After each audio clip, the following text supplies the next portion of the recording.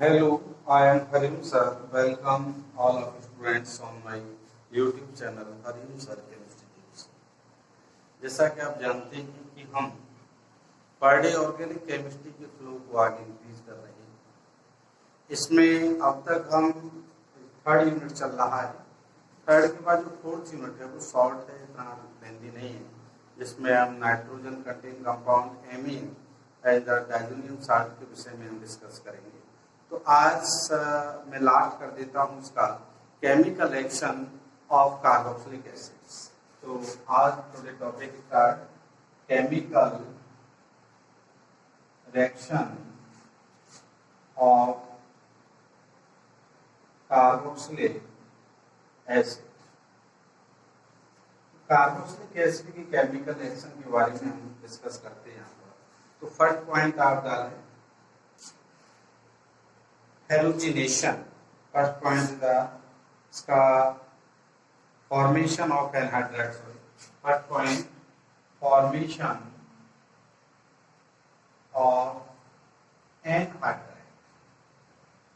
Mostly क्या reaction है, two molecules हम यहाँ पर कार्बोक्सिलिक एसिड भी लेते हैं। तो इस तरह से हम समझ सकते हैं इसे CH3C double bond carboxylic acid और प्लस इसको जैसे इसी तरह से OH and C double bond O CH, इस तरह से हम ले लेते हैं। और यहाँ पर ये वाटर मॉलिक्यूल्स यहाँ से रिलीज हो जाता है, देख लीजिए। और H2SO4 की प्रेजेंस में H2SO4 क्या होता है, एब्जॉर्बेंट का फंक्शन करता है H2SO4, इसे हम हीट कर देंगे। तो यहाँ से मैं यहाँ H2 दिखा देता हूँ इसी पर। तो आपके पास CH3C double bond O and O, फिर आपका C double bond O CH3। इसको और तरह से भी आप लिख सकते हैं CH3CO होल ट्वाइस O। ये आपका एनहाइड्राइड बन गया, देख लीजिए। इसको हम जो है कॉमन नेम इसका दिया जाए तो एसीटेट एनहाइड्राइड के नाम से इसे जाना जाता है। और IUPAC दिया जाए तो इसे हम जो है एथेनॉइक एनहाइड्राइड का नाम देते हैं। तो ये रिएक्शन बहुत ही इंपॉर्टेंट है, ध्यान रखिए। इसको डाइड्रेशन रिएक्शन के नाम से भी जाना जाता है। आगे आप बड़ा सिंपल रिएक्शन है, कई बार बताई भी है। सेकंड रिएक्शन का chemical reaction is the esterification. Esterification देखिए, एस्टरीफिकेशन मोस्टली क्या है, हम यहाँ एसिड लेते हैं, हमने ले लिया CH3C डबल बॉन्ड OH और मिथाइल अल्कोहल CH3OH। तो यहाँ से वाटर का फॉर्मेशन है और हमारे पास जो बचेगा CH3C double bond O and the CH3। This is the methyl acetate.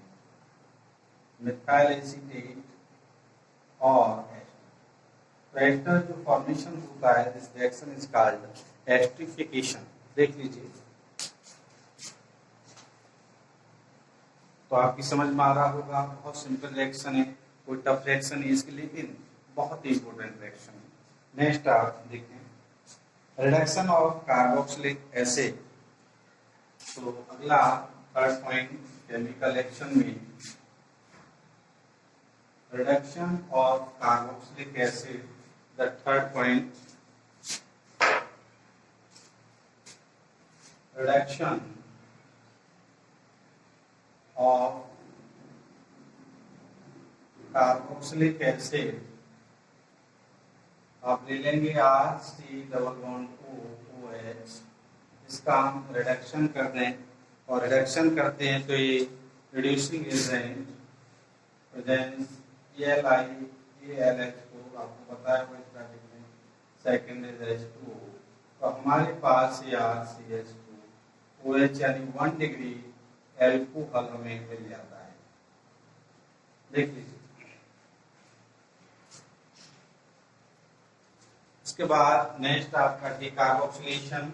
बहुत सिंपल इसकी रिएक्शन है, डीकार्बोक्सिलेशन। यहाँ पर डीकार्बोक्सिलेशन करा सकते हैं। इसमें क्या करते हैं, मोस्टली साल्ट बना देते हैं इससे पहले, RC11OONA, इसमें साल्ट बना देंगे, NaOH की रिएक्शन करा दें, मेटल साल्ट की रिएक्शन करा दें, और यहाँ in the presence of NaOH, ये आपका सोडा लाइम जिसे कहते हैं, ये 3:1 में लिया जाता है, 3:1, ये थोड़ा समझने वाली बात है।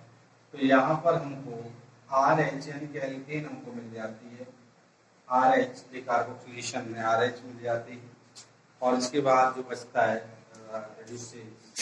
Na2CO3, ये आपका बहुत सिंपल रिएक्शन है डिकार्बोक्सिलेशन। नेक्स्ट आएंगे आप हेलोजिनेशन। नेक्स्ट जो है हेलोजिनेशन, इसे यही ले लेते चलिए, हेलोजिनेशन। हेलोजिनेशन में आप वही RC11OOH, ये आप जो कराएंगे हेलोजिनेशन, H2 और रेड फास्फोरस की प्रेजेंस में, H2 red P and second is H2O, तो हमें जो मिलता है यहाँ पर RCHX,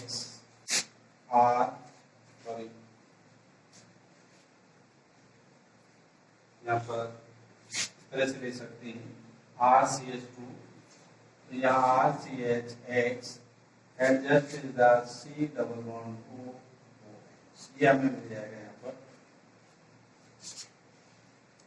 इसके अलावा भी हम इसका जो एल्काइल हैलाइड है, ये जो देख रहे हैं आप, जैसे यहाँ पर X का यानी हैलोजन ग्रुप का अटैच है, इस पर हम कई ऐसी रिएक्शन करते हैं जो इस तरह की रिएक्शन शोइंग करती है, तो हम यहाँ एक साथ दिखाते हैं, आप देख सकते हैं। इसकी मेन रिएक्शन में लिखा दी, आप सब इम्पोर्टेंट रिएक्शन हैं और कार्बोक्सिलिक एसिड, कुछ अदर रिएक्शंस हैं आपको यहाँ बताते हैं। Some other reactions of carboxylic acid, some other reaction of carboxylic acid, some other reaction of carboxylic acid, कुछ इम्पोर्टेंट रिएक्शंस होती हैं, आपको यहाँ कलेक्टिवली से दिखा सकते हैं। मैं RCO ये एसिड लिखा है, और यहाँ इस तरह से प्रोसीजर बन जाएगा आपका ऐसे, आप बड़े आसानी से इसे समझ सकते हैं। और सेम कंपाउंड फॉर्मेशन होगा, आप रिएक्शन करा सकते हैं, PCl5 से रिएक्शन करा सकते हैं, PCl5 से रिएक्शन करा दें, और PCl3 से रिएक्शन करा सकते हैं, PCl3, SO2Cl2 से रिएक्शन करा सकते हैं, NH3 से रिएक्शन कराते हैं। सिंपल रिएक्शन है, और ध्यान रखिए इस सभी में ऊपर से लिख दिया जाए तो RC11CL, ऐसे ही यहाँ पर RC11CL, ऐसे ही RC11CL, सेम कंपाउंड का फॉर्मेशन होगा, बस इसमें डिफरेंस है, NH3 की रिएक्शन है, C00 एमाइड यहाँ पर फॉर्मेशन हो जाता है, देख लीजिए।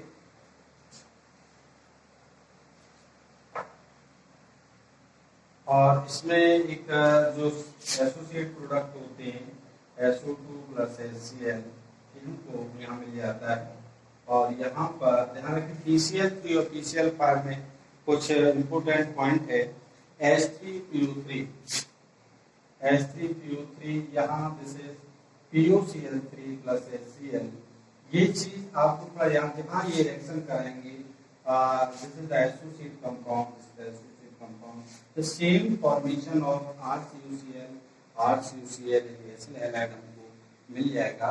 तो ये इम्पोर्टेंट रिएक्शन हमने यहाँ कुछ बताई आपको, ये यूपी बोर्ड के लिए भी, CBSE बोर्ड के लिए भी, या अगर कोई भी बोर्ड हो, कार्बोक्सिलिक एसिड की बहुत इम्पोर्टेंट रिएक्शन है। और जब भी हमें इसका एसाइलेशन करना होता है तो इसमें SO2Cl is the most important, the best, because SO2 and HCl is the exit in gas form, only हमारे पास प्योर RCOCl मिलता है। देख लीजिए अच्छी तरह से, अब समझ में आ गया होगा। और आगे में हम लेते हैं कुछ इंपोर्टेंट रिएक्शन और ले लेते हैं।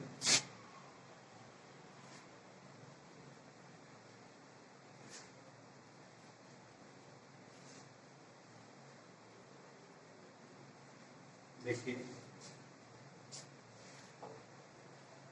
यही हम बेंजोइक एसिड को लेते हैं। देखें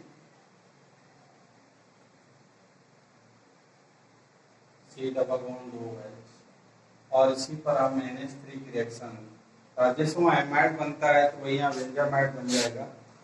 NH3 हीट कर देंगे तो वही चीज यहाँ पर फॉर्मेशन हो जाएगा आपका। देखिए आप ध्यान से, ये C≡O या NH2 या RCONH2 यहाँ पर फॉर्मेशन हो जाएगा आपका। और इसी केस को यदि हम, ये समझ में आ गया प्रोसीजर, RCONH2 आपका प्रोसीजर बन जाएगा, यानी बेंजामाइड से हम कह देते हैं। बेंजामाइड देख सकते हैं आप, जैसे बेंजामाइड बेंजोइक एसिड, या भी नाम आप कर सकते हैं, benzoic acid react NH3 to form benzamide. आगे आप रिएक्शन इसका नाइट्रेशन करा सकते हैं। थोड़ा सा यहाँ समझने की आवश्यकता है, इसका नाइट्रेशन अदर के अपेक्षा थोड़ा डिफरेंट होता है। तो आप यहाँ देखेंगे कि ये आप देंगे C, इसी में यहाँ C≡OH। अब इसके नाइट्रेशन में क्या होता है, H2SO4 और HNO3 की प्रेजेंस में ये नाइट्रेशन होता है इसका। ये कंसंट्रेट लेते हैं, ध्यान रखिए दोनों ही कंसंट्रेट हैं, ये भी कंसंट्रेट। इसमें क्या होता है, ये जो ग्रुप है वो इलेक्ट्रॉन विड्रॉइंग ग्रुप है। क्या है, ये बड़ा इंपॉर्टेंट पॉइंट समझने का है कि COOH और CHO क्या होता है, ये इलेक्ट्रॉन विड्रॉइंग ग्रुप होते हैं। ये क्या करते हैं कि पास वाले इलेक्ट्रॉन को अट्रैक्ट कर लेते हैं, खींच लेते हैं। इसीलिए क्या होता है कि ऑर्थो पोजीशन और पैरा पोजीशन जो होती है उस पर ये जो इसका रिएजेंट NO2 है, जो रिएक्टेंट बनता है इसका NO2, वो जो है इस पर अटैक नहीं कर पाता है, क्योंकि यहाँ से इलेक्ट्रॉन को ये अट्रैक्ट कर लेता है। आपकी यहाँ पर इलेक्ट्रॉन डेंसिटी जो मोर होती है, इसीलिए इसका इस केस में मेटा ही आइसोमर मिलता है। तो आप देख सकते हैं यहाँ पर ऐसे आपका C≡OH। अब कब केस आता है कि भाई इसमें मेटा ही क्यों मिलता है, तो रीजन आपको बताना होगा कि जो कार्बोक्सिल ग्रुप है द इलेक्ट्रॉन विड्रॉइंग ग्रुप होता है, जो कि ऑर्थो पैरा पोजीशन से इलेक्ट्रॉन को अपनी तरफ अट्रैक्ट कर लेता है, जिससे उनकी जो इलेक्ट्रो डेंसिटी है वो क्या लो हो जाती है। और जहाँ इलेक्ट्रो डेंसिटी लो रहती है तो वहाँ उनके मिलने के चांस कम होते हैं। इसी प्रकार जब मेटा पोजीशन होता है तो वहाँ इलेक्ट्रोसिटी क्या है, इलेक्ट्रो डेंसिटी क्या होती है, उसकी जो डेंसिटी होती है मोर होती है, और वहाँ पर इसका जो रिएजेंट है NO2 वो अटैक कर लेता है और मेटा बेंजोइक एसिड का फॉर्मेशन हो जाता है। देख लीजिए,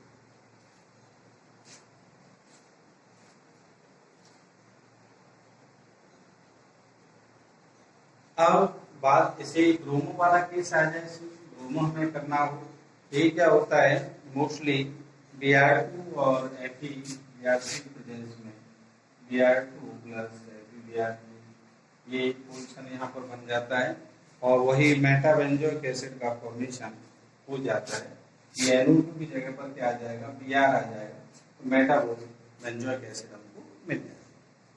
आगे इसमें कुछ रीजनेबल यानी कॉन्सेप्चुअल क्वेश्चन जो आते हैं रिलेटेड कार्बोक्सिल ग्रुप, वो और थोड़ा समझ लीजिए, जिससे आपकी समझ में आ जाएगा कि इससे रिलेटेड कुछ कॉन्सेप्चुअल क्वेश्चन भी आते हैं, उसके विषय में भी हम आपको बता देते हैं।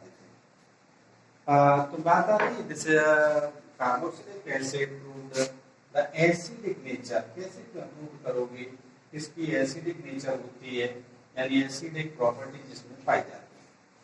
तो आप जो है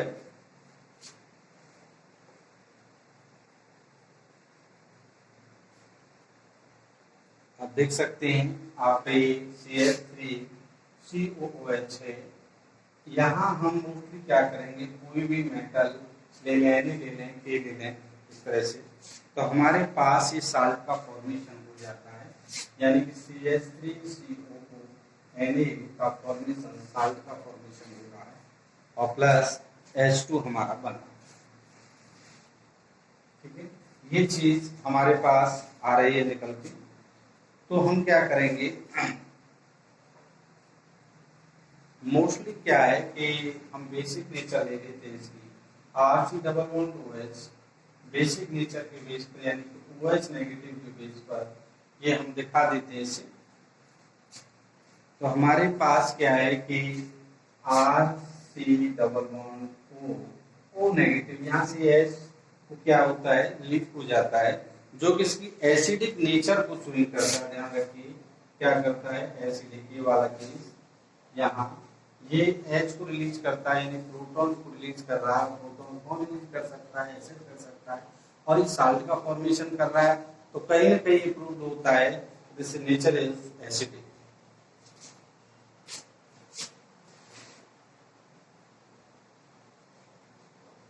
इसके अलावा हम एक चीज और दिखा सकते हैं, इसमें एक बेसिक केमिस्ट्री में हम टॉपिक पढ़ाएंगे, उस समय आपको थोड़ा क्लियर हो जाएगा और कि इसकी रेजोनेंस रेजोनेटिंग स्ट्रक्चर होती है, आप देख सकते हैं जैसे, और ये चीज हम इस तरह से भी कर सकते हैं, RC इस तरह से, देखिए ऐसे। तो ये क्या है, ये रेजोनेटिंग इस तरह से इसकी रेजोनेटिंग स्ट्रक्चर होती है, इस कारण है इसमें एसिडिक प्रॉपर्टीज होती है। तो ये क्या है, एक कॉन्सेप्चुअल क्वेश्चन है जिसे हमें समझना है, कैसे प्रूव करेंगे। तो हम रिएक्शन की हेल्प से बड़े इजीली इसे हम प्रूव कर सकते हैं। Carboxylic acid nature is acidic.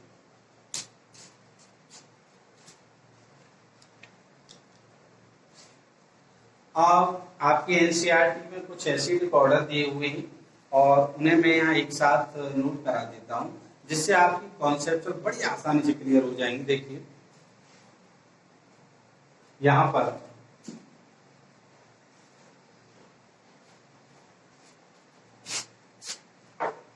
फिनोल्फिन, phenol, PH, I इस तरह से कर दिया थी, BrClF, BrClF ये चीज, CnNO2BF3, CnNO2BF3 इस तरह से, फिर BCl ये आ जाएगा आगे। अब हम यहाँ पर एक क्रम लिखते हैं, एग्जाम्पल लेते हैं, Cl3COOH, ये आपका आगे CnCOOH ऐसे, और जो आपका ClCOH ये चीज यहाँ पर मैं ले रहा हूँ, और इसका एक सीक्वेंस आपको बता दे रहे हैं, ग्रेटर, इसको 1 2 3 ये नाम दे देते हैं। तो आप जो है इस क्रम में भी कर सकते हैं, ग्रेटर।